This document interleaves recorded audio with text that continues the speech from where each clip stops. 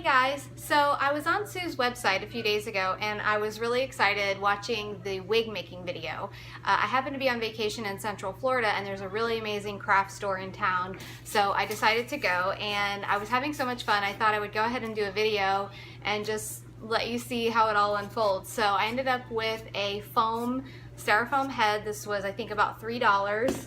I got a package of wire mesh. It's just looks like that. I think this was about $5. I got some tapestry needles. Again, I think maybe $3 or something like that. A little 39-cent thing of thread. And I got it in kind of an off-white sort of champagne color. And then the part that I'm really excited about, so I went with the intention of, it's October, so I went with the intention of finding a cheap wig because it's close to Halloween here and just seeing, you know, what I find.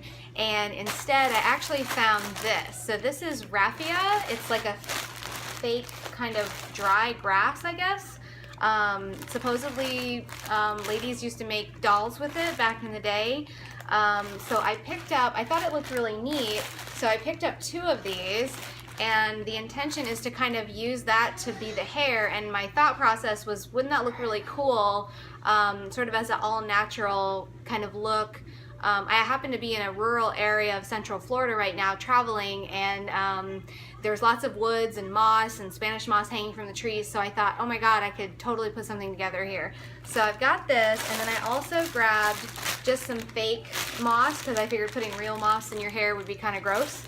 And then just for accent, I'm going to see what comes together, but I just picked up this little batch of flowers. They were on sale, 50% off, so it ended up being $5 for the bunch, and there's probably, I don't know, 10 flowers here. So I've never done this, so I figured it'd be fun to do a little video. I'm going to time lapse it while I work on it and just see what comes together. So I'll see you on the other side.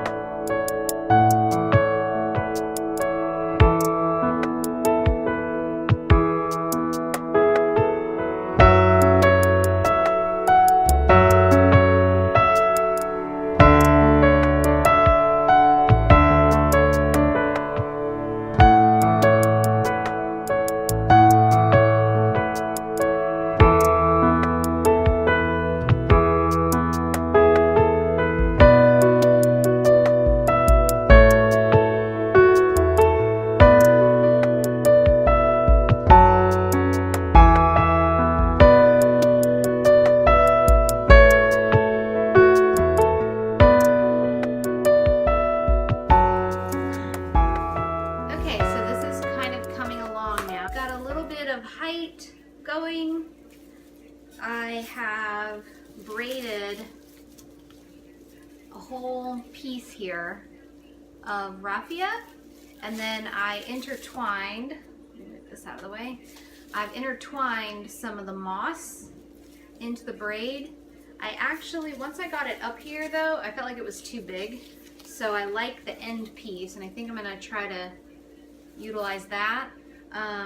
And then also when I got this up here, I realized it was very all one color, so it was kind of hard to see.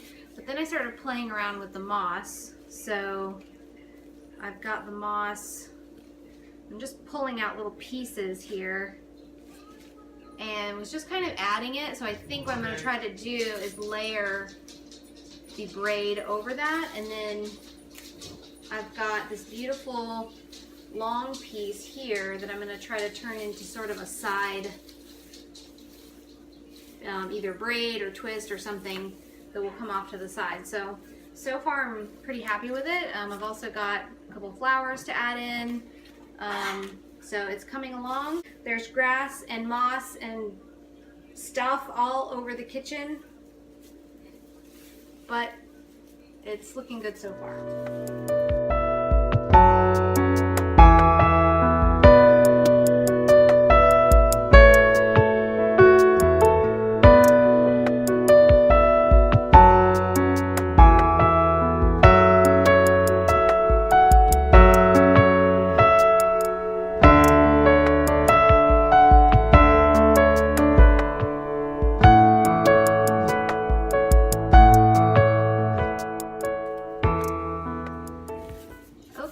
We are kind of to a point where, untape her from the table here. So let me just give you, definitely a note to self for next time is to get one of those head clamps that will hold her down, because when you start really roughing on the design and kind of tugging and pulling and really getting up in there, I was having trouble with her sitting upright. So as you'll see, had to get some helpers in here. Okay, so here is more or less the design. So the back is a little bit messier than I probably would like, but I'm primarily going to be focused on the front and probably the side. And I have a feeling once I actually get it on the model, I will tidy this up a little bit. And then I left this part down. This is the braid that I wrapped around the front, and I ended up just leaving the whole thing. And then I have all of this long sort of side piece that we're going to use too. So I've got a couple flowers. All this is the brown raffia, and all I did was just kind of bunch it into a rough little bunchy ball and wrap a piece around the center to hold it, and then I sewed it in, and then I just added a little bit of glue, just regular hot glue gun, just to kind of hold it in place. Same thing with the flowers, because I was afraid to kind of commit too much to the flowers, so I didn't really sew them in. I mean, I guess you could always rip them out, but anyway, I just kind of stuck them down in, and then I just added a little touch of glue just to keep them from popping out. So I'm gonna try, I think I'm gonna try it on. All right, here goes nothing.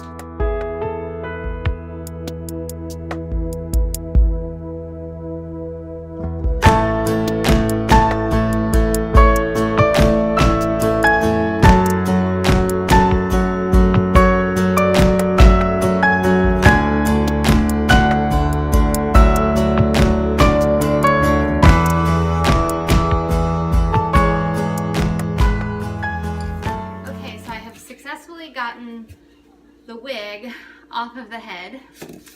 One thing I would recommend is under here there's bobby pins. I don't know if you can really see, but there's some bobby pins that I had used to jam down into the foam head, and they were pretty easy to wiggle out. However, my wig is so tall that when I push the bobby pins up, they've basically gotten lost in the abyss. Literally a needle in a haystack. So goodbye bobby pins. But what I would do next time is I would actually tie a piece of string onto the bobby pin, stick them down, and that way when I get done I could just maybe pull the string. I don't know if it would work, but anyway, that would be the only thing I would change there. I have this on my head. I just sort of crafted a little wig hat. I don't know what they call that. A thing you put over your hair before you put a wig on. So I just took a pantyhose, and I didn't have to cut it, but the reason I cut it was to use for the inside height. Basically, I stuck just some tulle. I just had some extra yellow tulle. Sue Bryce had recommended taffeta. I didn't have any taffeta, but I had some tulle, so I just lopped off an end, scrunched it all up, stuck it in the end of the stocking, tied off the ends, and put it on the inside to add a little bit of height without adding more weight.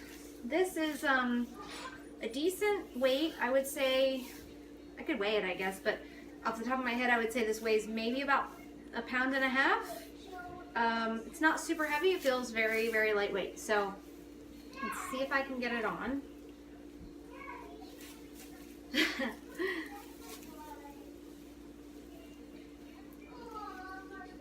probably should really be doing this in the mirror.